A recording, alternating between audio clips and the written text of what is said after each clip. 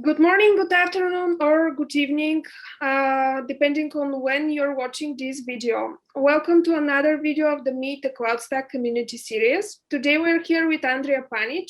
Andrija is a cloud architect at ShapeBlue, who are the largest CloudStack integrator. He is also a PMC member and a long-time committer to the CloudStack project. Hi, Andrija, welcome to the video. Can you share a few words about yourself? Hi, Vet. Thanks for having me on the video. Sure. Yeah. Well, you kind of mentioned I'm I guess a CloudStack committer for quite a bit, PMC member for now probably 2 years almost. And yeah, I'm basically I'm based in Serbia. We are all obviously remote these days. Yeah, my engagement is basically all about CloudStack on the cloud architect side, from customer engagements and advising sort of things when it comes to the business or professional part of it. When it comes to community, obviously I participate like all the other members in the project and try to basically share some knowledge, some help, some guidance, if you like, from time to time, and so on.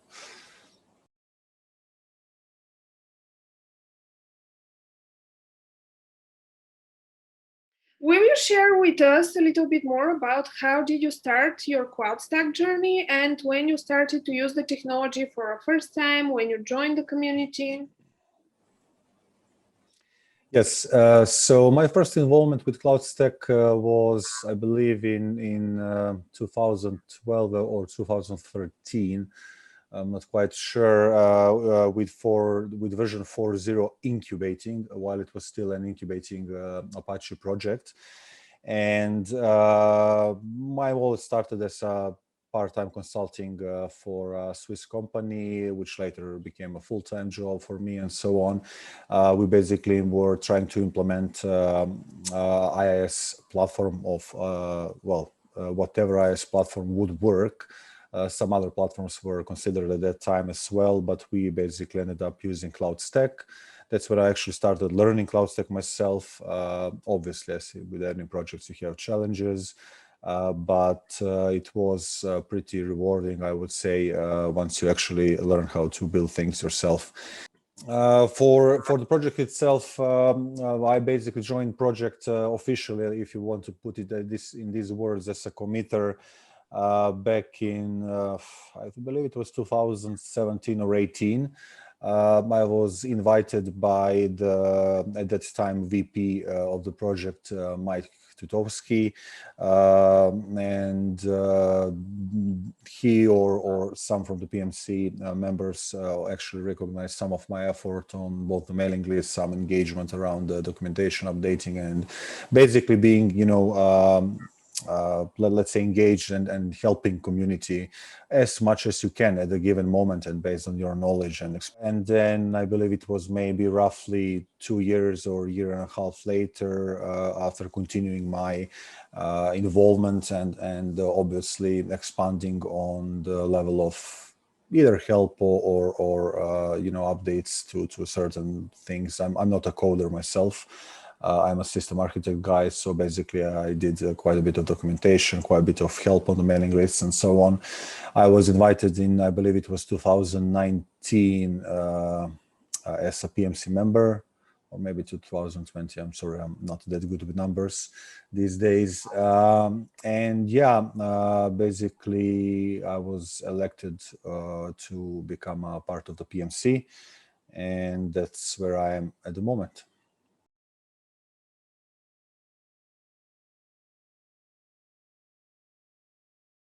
And you're very active on the mailing list and helping a lot of people. I'm pretty sure that these people would like to know a little bit more about yourself.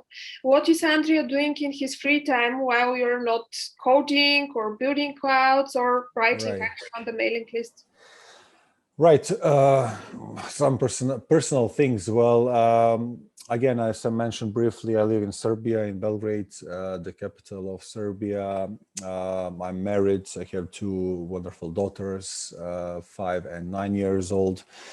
I myself currently busy with some construction work, obviously, for our second house. But in general, I don't know, I'm a family guy, a bit loud in certain ways, either in community or in different ways. I like to express my opinion, which is sometimes welcome, sometimes not. But this is democracy, so that's all good. I am a bit weird, obviously, which you will find, by the way I express my things in the mailing lists and help people. But yeah, I'm genuinely trying to help and simply share what I know from my experience, because when you learn something from scratch, it's sometimes hard, no matter how well it's documented. So if I learn something the hard way, I'm trying to basically help people learning the easier way by sharing my knowledge.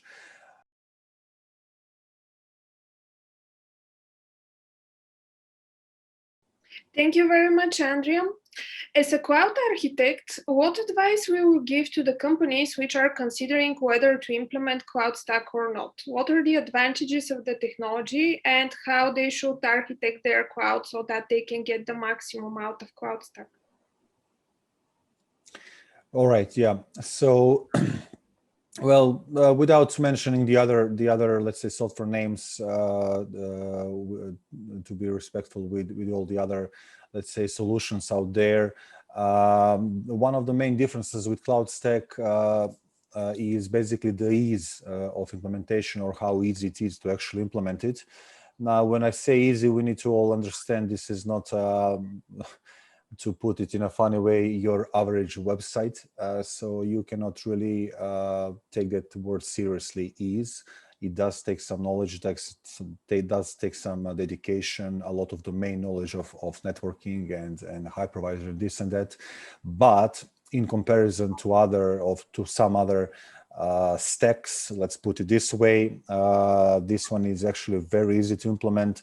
It's what we like to call a turnkey solution. So basically, you don't need to put a lot of Lego pieces together in order to make it work. You basically just install what's called the management server, and all the components, all the building blocks basically are there. You need to have a database and so on in the background where it stores its metadata, but it's a turnkey or converged solution, basically, where you have one component that's doing all the work.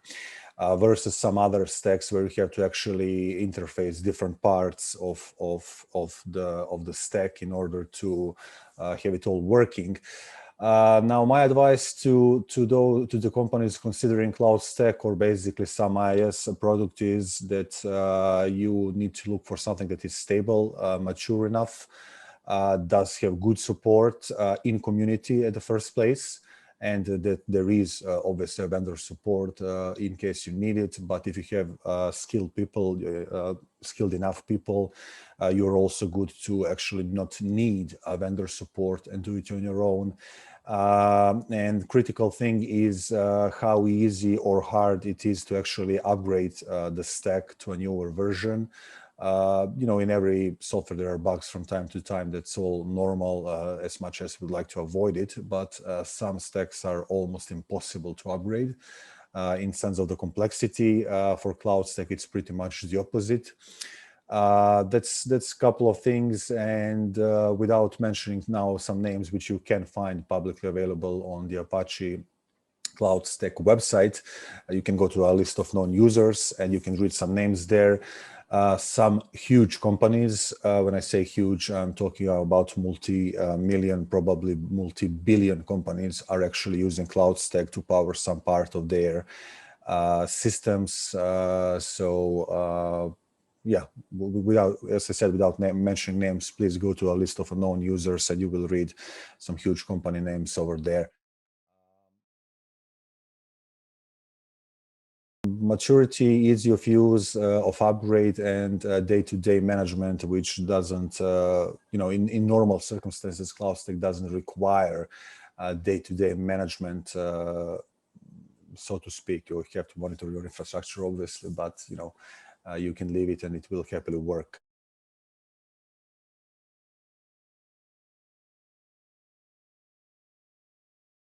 Is there any proven scenario in which you can make a successful proof of concept of CloudStack or any other technologies? What will you share from your experience? Yes, there is. Now it depends on what kind of hypervisor you want to work with. We have three major, if we can call them that way, that are supported by CloudStack and some others, but these are the three major ones: KVM, VMware, and Zen Server, or more recently XCP-ng as an open source fork, so to speak, of the Zen server. Basically, yes, we even have a quick install guide that should be good enough to make a small POC on a single server that could be also a virtual machine, a virtual server. But it all depends, as I said, which kind of hypervisor you want to use. And based on that, you can craft a small POC with only maybe, 2 servers or something like that.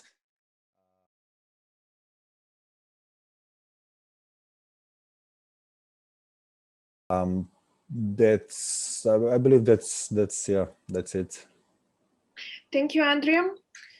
Because we are here in the Meet the CloudStack community video, can you tell us a little bit more about yourself and what actually makes you excited about open source technology? Right. So, well, I can share my, let's put it this way, my feelings and the surprise when I was actually invited to become a committer. Because until that point, until the date basically, or the day when I was asked if I would like to become a committer, I didn't really know what does it mean to be a committer or even later PMC member.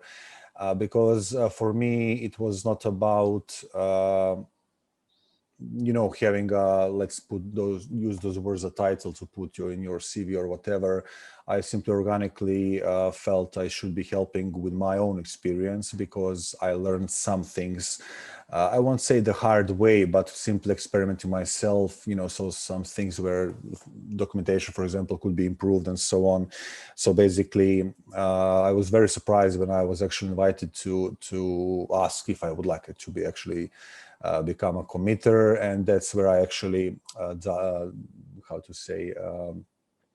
dived a bit deeper into the whole CloudStack thing, the Apache actually thing, the Apache way, as they call it. What does it mean to be a committer, and what are the, let's say, benefits, but also the obligations in some way. So it was very interesting, when somebody actually recognizes your effort without you being aware of that. And it was a very pleasant feeling, let's say, or a thing to become a part of that project. Or I was already part of the community by simply participating there.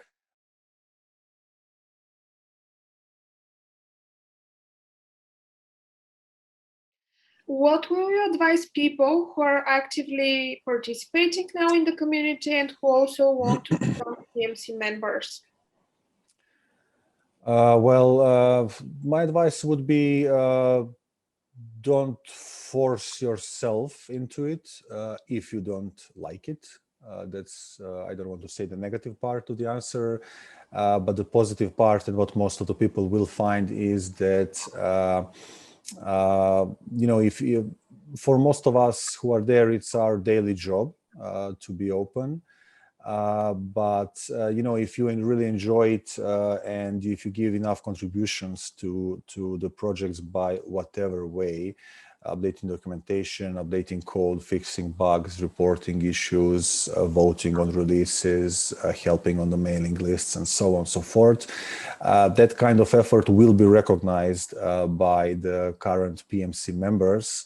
And if your contribution is basically continuous, so to speak, or constant, you will be at some point, because PMC, I can now say we as a PMC, as a body, would recognize that effort and would invite a person to become the PMC.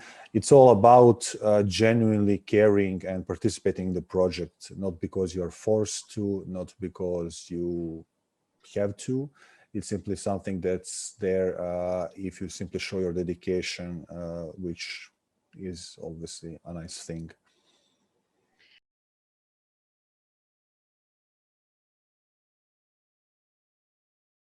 You're from a long time in the project. Can you share your observations about how CloudStack is evolving as a technology and what's currently on the roadmap for future releases and improvements? Yes, so what I can share, obviously I'm involved in a company which is doing quite a bit of CloudStack development and extremely engaged in community. But I do think it's actually constantly evolving, sorry. A lot of things are getting improved. Some things are getting fixed. A lot of new features are being added. We are trying to now add also to re-add, to put it this way, support for some other very popular hypervisors like Hyper-V, Microsoft Hyper-V, which is indeed really good stuff, which was supported but was not really maintained for quite some time. We have some quite a few interesting things in the probably for 16th release, but in general for future.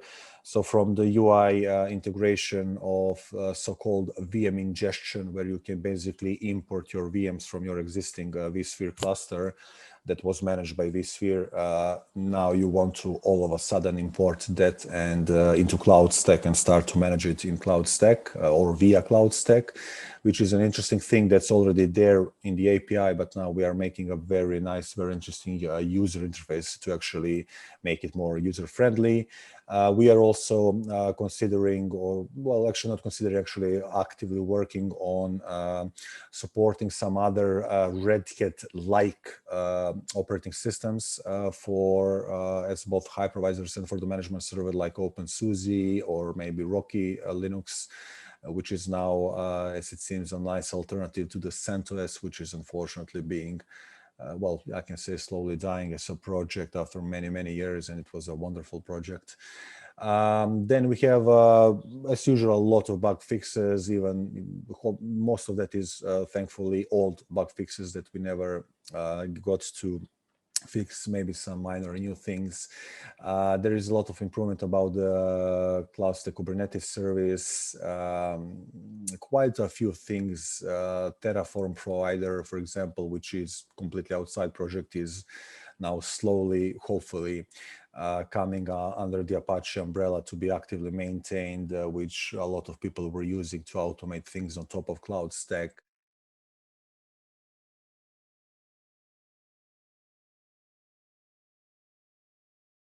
At the end of the interview, let's speak a little bit more about the community behind CloudStack. For every open source project, the community is one of the major drivers for the success of the project. What is your opinion in terms of how the CloudStack community is evolving, and what is your advice about how we can grow together the community and make a better brand awareness for CloudStack as a turnkey solution? Right, so I have what some might consider a weird or maybe a right opinion that, you know, when you are doing, when you have a product, whether it's a ketchup or if it's a CloudStack as a cloud IaaS platform, when you have a good product, you don't need a lot of marketing around it. Unfortunately, some other let's use the word competitors, even though this is open source, so there is, I don't like to use that word competitors, but some other competitors might do a very aggressive marketing and simply overshadow or put a shadow on top of your product, which indeed is better. So I think that good products sell themselves very well. Without a need for a lot of marketing, which we can certainly confirm by, as I already mentioned, please go to the list of the known users. You will see some huge multi-billion companies using CloudStack. On the other hand, we definitely should be trying to work a bit on expanding awareness, because You know, when you find a little gem or whatever, if I pronounce that correctly, or a diamond, it's hidden basically, right? It's nice and it's shiny. It's very well in with all its properties, but it's kind of a hidden. So we do have to go outside of our existing community. If you have any questions for Andrija, don't hesitate to leave the questions below in the comments, and be sure you're subscribed to the CloudStack channel so that you can see the new video interviews which are upcoming in the next weeks. Thank you for being with us, and stay tuned with CloudStack channel.